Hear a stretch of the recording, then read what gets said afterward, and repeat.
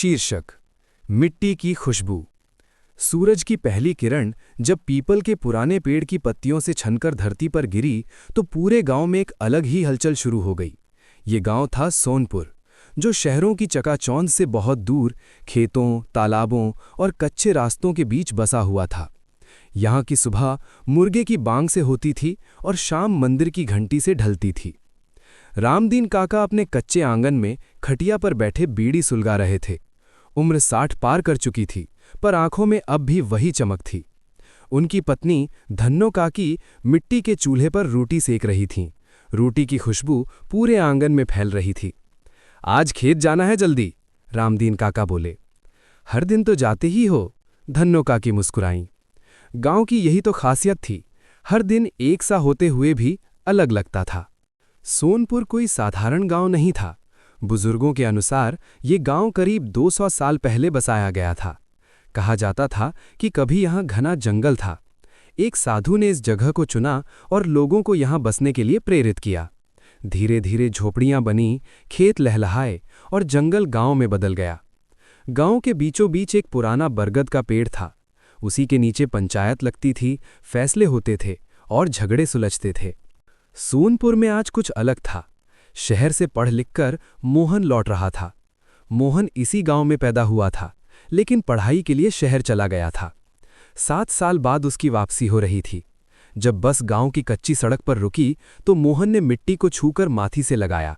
उसकी आंखें नम हो गईं। यही मेरी जड़ें हैं, उसने मन ही मन कहा। उसकी माँ सरस्वती उसे देखते ही दौड़ पड़ी। मोहन, मेरा बेटा। गांव के कई लोग इकट्ठा हो गए। किसी ने कहा, अब तो बड़ा अफसर बन गया होगा। कोई बोला, शहर का आदमी बन गया है। मोहन बस मुस्कुराता रहा। मोहन ने देखा कि गांव वैसा ही था, लेकिन कुछ बदला भी था। मोबाइल फोन आ चुके थे, पर नेटवर्क अब भी कमजोर था। कुछ पक्के घर बन गए थे, पर ज्यादातर कच्चे ही थे। मोहन ने तय किया कि वो गांव के लिए कुछ करेगा। उसने देखा कि खेती अब घाटे का सौदा बनती जा रही थी। किसान कर्ज में डूब रहे थे। गांव का सरपंच था हरिहर सिंह। ताकतवर आदमी था, लेकिन स्वार्थी भी। पंचायत में वही चलता था। जब मोहन ने गांव में बदलाव की बात की तो हरिहर सिंह को ये पसंद नहीं आया। शहर से आया है, हमें सिखाएगा, उसने अपने लोगों से कहा। गांव की राजनीति गरमाने लगी। सोनपुर में एक सरकारी स्कूल था जिसकी हालत बहुत खराब थी। छत टपकती थी, मास्टरजी अक्सर गायब रहते थे। मोहन ने स्कूल सुधारने की ठानी। उसने बच्चों को पढ़ाना शुरू किया। शाम को बरगद के नीचे क्लास लगने लगी। बच्चों की आंखों में सपने चमकने लगे। गांव के पास बहती थी छोटी सी नदी, जिसे लोग गंगा मैया कहते थे। उसी से खेती होती थी, लेकिन अब पानी कम हो रहा था। मोहन ने जल संरक्षण की योजना बनाई। तालाब खुदवाने की बात उठी। फिर आया अध्याय 8, विरोध और संघर्ष। हर बदलाव का विरोध होता है। मोहन के खिलाफ अफवाहें फैलने लगी। कहा गया कि वो राजनीति करना चाहता है। एक रात मोहन पर हमला भी हुआ, लेकिन वो बच गया। डरने से कुछ नहीं होगा, उसने तय किया। धीरे धीरे लोग मोहन के साथ आने लगे। रामदीन काका, धन्नो काकी, नौजवान, महिलाएं, सबने साथ दिया। तालाब खुदा, स्कूल सुधरा, खेती में नए तरीके आए। हरिहर सिंह की असलियत सामने आने लगी। सरकारी जांच हुई, भ्रष्टाचार उजागर हुआ। गांव में नई पंचायत बनी।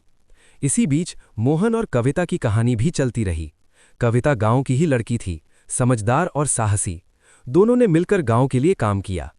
सोनपुर अब बदल रहा था। बच्चे पढ़ रहे थे, किसान खुश थे। मोहन ने शहर लौटने का विचार छोड़ दिया। मेरा सपना यही है, उसने कहा। एक दिन बारिश हुई, मिट्टी से खुशबू उठी। मोहन ने आंखें बंद कर ली। यही मेरी पहचान है, उसने कहा। समापन। सोनपुर की कहानी हर उस गांव की कहानी है जहां संघर्ष है, पर उम्मीद भी है। जहां मिट्टी से प्यार करने वाले लोग आज भी जिंदा हैं। अब चलते हैं दूसरी कहानी की तरफ। तो दूसरी कहानी एक नागपुरवा नामक गांव की। नागपुरवा गांव और वो रहस्य। नागपुरवा गांव नक्शों में शायद एक बिंदु से ज्यादा कुछ नहीं था, लेकिन जो वहां रहता था उसके लिए ये पूरी दुनिया थी। चारों ओर फैले खेत जिनमें सुबह सुबह ओस चमकती थी, कच्ची गलियां जिनमें बच्चों के पैरों के निशान बने रहते थे, और मिट्टी से बने घर जिनकी दीवारों में पीढ़ियों की सांसें बसी थीं। गांव के बाहर थोड़ी दूरी पर एक पुराना बरगद का पेड़ था। उसकी जड़ें जमीन को ऐसे पकड़े हुए थीं मानो सदियों से वो वहीं खड़ा सब कुछ देख रहा हो। उसी बरगद के नीचे था वो कुआं। दिन में भी लोग उसके पास रुकते नहीं थे और रात में तो उधर जाना पाप माना जाता था। नागपुरवा की खामोशी सामान्य नहीं थी। ये वो खामोशी थी जिसमें बातें दबी होती हैं, जहां लोग हंसते तो थे लेकिन आंखें डर से भरी रहती थीं। गांव के बुजुर्ग कहते थे, ये कुआं सिर्फ पानी नहीं देता, ये यादें भी देता है।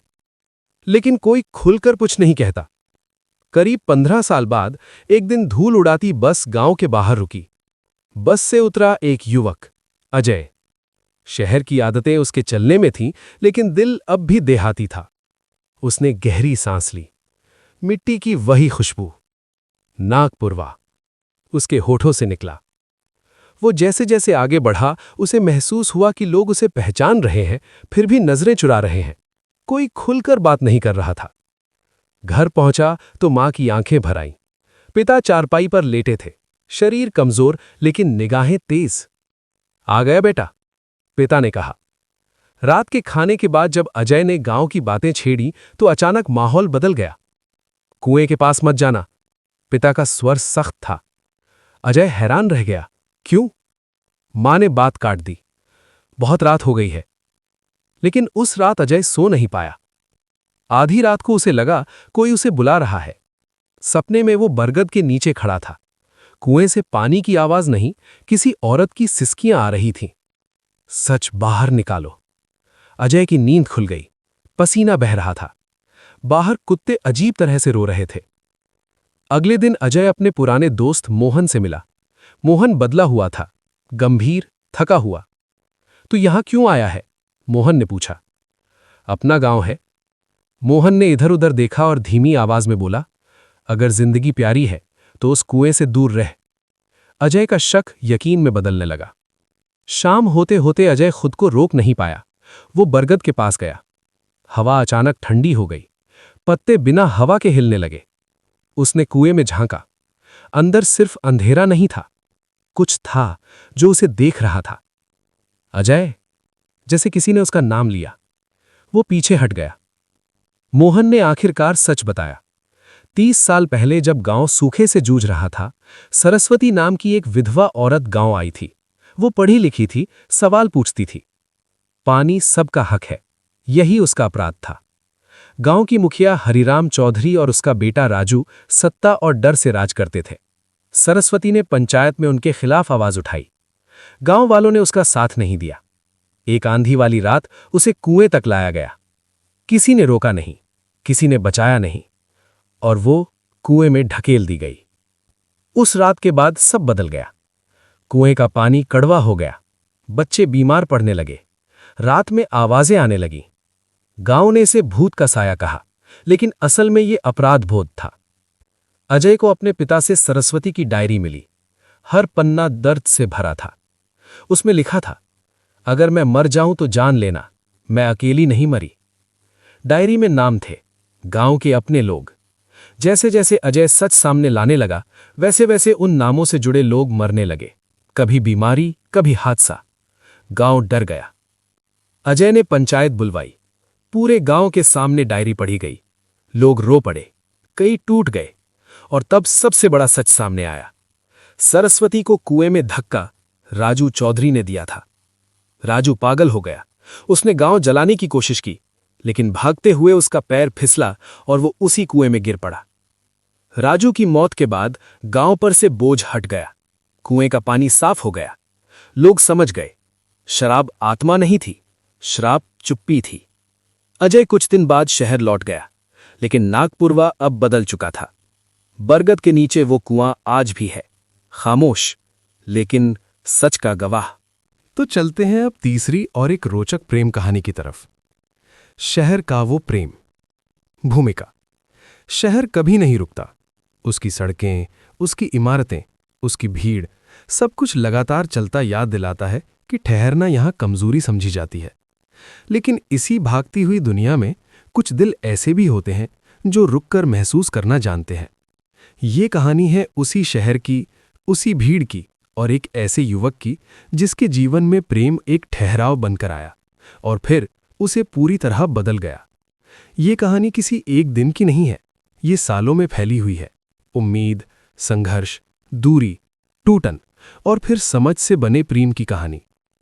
आरव और शहर। आरव मेहरा सुबह 6 बजे उठता था, अलार्म से नहीं, सड़क के शोर से। खिड़की के बाहर ऑटो वालों की आवाज, दूध वाले की घंटी और अखबार फेंकने की आवाज, यही शहर का अलार्म था। 25 साल का आरव एक विज्ञापन एजेंसी में जूनियर कॉपीराइटर था। शब्दों से खेलना उसका काम था, लेकिन जीवन में सही शब्द ढूंढ पाना उसके लिए आसान नहीं था। पिता सरकारी दफ्तर में क्लर्क, मां स्कूल में अध्यापिका। जीवन अनुशासन में पला था, पर सपने खुले आसमान जैसे थे। मेट्रो उसकी जिंदगी का अहम हिस्सा थी। रोज वही भीड़, वही चेहरे और वही अकेलापन। एक स्पर्श, एक शुरुआत। उस दिन मेट्रो अचानक रुकी, भीड़ आगे गिरी और आरव का संतुलन बिगड़ा। तभी किसी ने उसका हाथ थाम लिया। संभल कर, एक नरम आवाज आई। आरव ने ऊपर देखा, सामने नैना खड़ी थी। साधारण कपड़े, आत्मविश्वास भरी आंखें और एक सुकून भरी मुस्कान। वो मुस्कुराकर आगे बढ़ गई, लेकिन आरव वहीं ठहर गया। उसने पहली बार महसूस किया, कुछ मुलाकातें नाम पूछे बिना दिल में जगह बना लेती हैं। इत्तिफाक जो आदत बन गया। अगले कुछ दिनों तक आरव उसी समय की मेट्रो लेने लगा। तीसरे दिन नैना फिर दिखीं, इस बार किताब पढ़ते हुए। आप फिर? आरव ने कहा। लगता है शहर हमें बार बार मिलाना चाहता है। नैना मुस्कुराई। नामों का आदान प्रदान हुआ। बातचीत छोटी थी, पर असर गहरा। शब्द और नक्शे। नैना एक आर्किटेक्ट थी, इमारतों में कहानियां ढूंढती थी। आरव शब्दों में। वे चाय की दुकान पर मिलते, शहर की शिकायत करते और सपनों की बातें करते। धीरे धीरे शिकायतें कम और खामोशियां ज्यादा बोलने लगी। प्रेम का एहसास। एक शाम नैना ने कहा, तुम्हारे साथ समय रुक जाता है। आरव ने जवाब नहीं दिया, बस मुस्कुरा दिया। उसी मुस्कान में प्रेम जन्म ले चुका था। दूरी की घोषणा। नैना को दूसरे शहर में बड़ा प्रोजेक्ट मिला। खुशी और डर साथ आए। ये जरूरी है, उसने कहा। आरव समझता था, पर दिल को समझाना मुश्किल था। विदाई। स्टेशन पर कोई वादा नहीं हुआ, बस एक आलिंगन।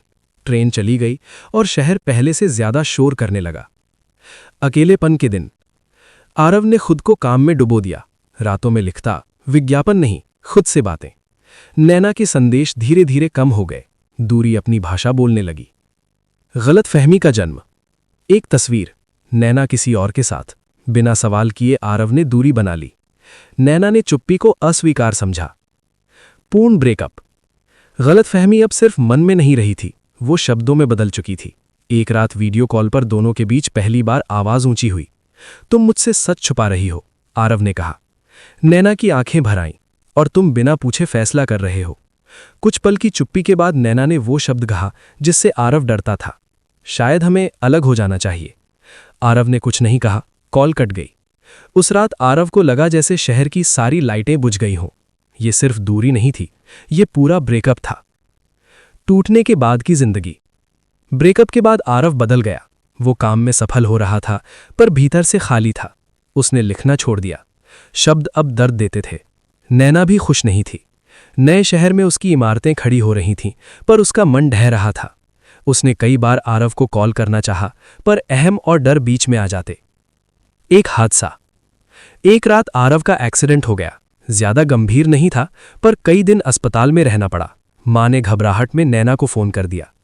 खबर सुनते ही नैना सब कुछ छोड़कर उसी रात शहर लौट आई। फिर से आमना सामना।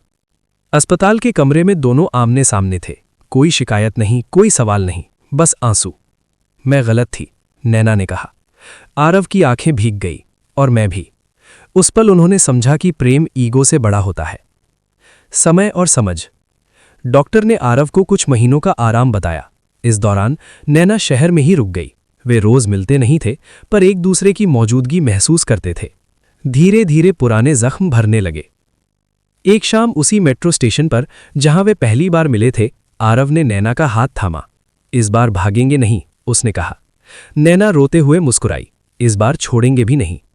यहीं से उनका पुनर्मिलन हुआ, बिना वादों के, लेकिन पूरे भरोसे के साथ। साल बीत गए। आरव सीनियर कॉपीराइटर बना, नैना नामी आर्किटेक्ट, पर अधूरापन दोनों के साथ रहा। फिर वही शहर। एक आर्ट एग्जीबिशन में वे आमने सामने आए। समय ठहर गया। कैसी हो? आरव ने पूछा। जिंदा हूं, नैना बोली। सच की परतें। तस्वीर की सच्चाई सामने आई। सहकर्मी था, प्रेम नहीं। गलतफहमी का बोझ हल्का हुआ। धीमी शुरुआत। इस बार उन्होंने जल्दी नहीं की। वे सुनने लगे, समझने लगे। परिवार और भविष्य। परिवारों के सवाल आए, करियर और स्थिरता की बातें हुईं। इस बार वे साथ खड़े रहे। अंतिम परीक्षा। आरव को विदेश का ऑफर मिला। इस बार उसने भागना नहीं चुना। निर्णय और विश्वास। आरव ने ऑफर ठुकराया। नैना ने पहली बार पूरी तरह भरोसा किया। नया घर। उन्होंने मेट्रो स्टेशन के पास घर लिया, वहीं जहां कहानी शुरू हुई थी। विवाह। साधारण शादी, बिना दिखावे के।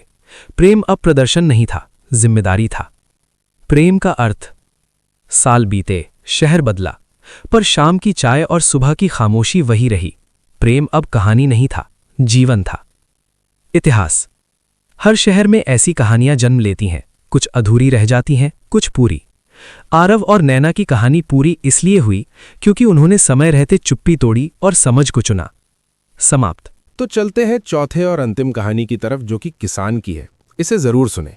गांव के किसान की रोचक कहानी। मिट्टी की खुशबू। पूर्वी भारत के हरे भरे मैदानों के बीच बसा एक छोटा सा गांव था, धनपुरा। चारों ओर फैले खेत, सरसों के पीले फूल, धान की हरियाली और सुबह सुबह बैलों की घंटियों की मधुर आवाज, यही धनपुरा की पहचान थी। इसी गांव में रहता था एक साधारण सा किसान, रामदीन। उसकी उम्र 35 के आसपास थी। चेहरा धूप में तपा हुआ, आंखों में मेहनत की चमक और माथे पर चिंता की लकीरें। रामदीन के पास कुल मिलाकर 3 बीघा जमीन थी। जमीन बहुत उपजाऊ नहीं थी, पर वो उसे अपने बच्चे की तरह मानता था। हर सुबह सूरज निकलने से पहले वो उठता, अपनी पत्नी सीता के हाथ की बनी रोटी और साग खाकर खेत की ओर निकल जाता। उनके 2 बच्चे थे, बड़ा बेटा मोहन जो 12 साल का था और छोटी बेटी गुड़िया जो 8 साल की थी। रामदीन के पिता हरखू भी किसान थे। उन्होंने रामदीन को बचपन से सिखाया था, मिट्टी से प्रेम करोगे तो मिट्टी तुम्हें कभी भूखा नहीं रखेगी। यही बात रामदीन के जीवन का मंत्र बन गई थी।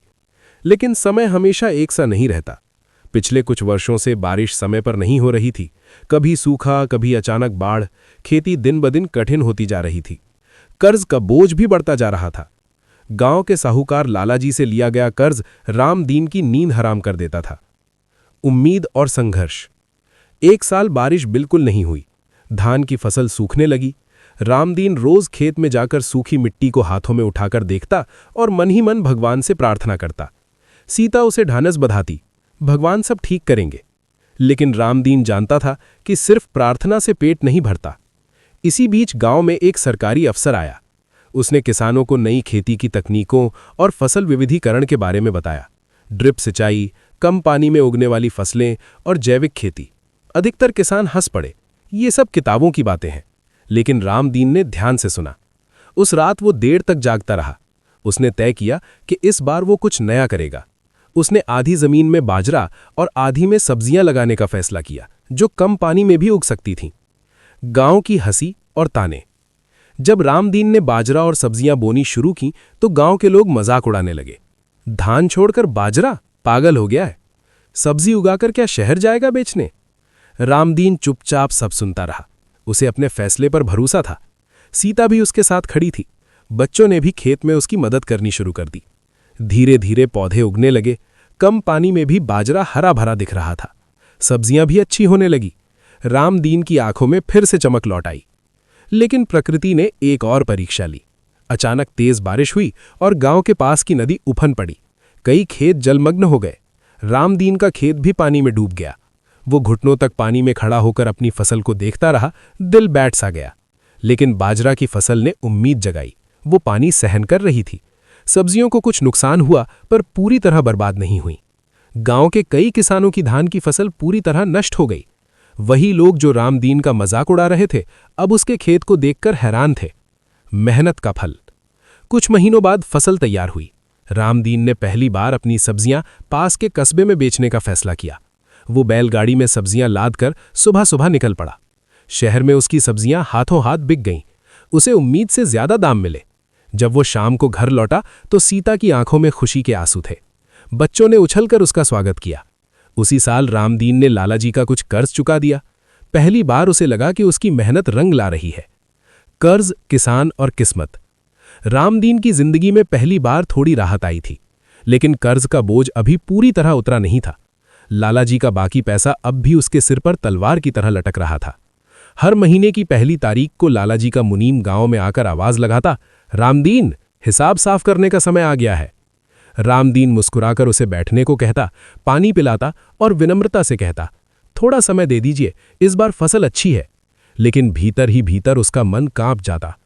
उसी दौरान गांव की पंचायत में एक नई चर्चा शुरू हुई।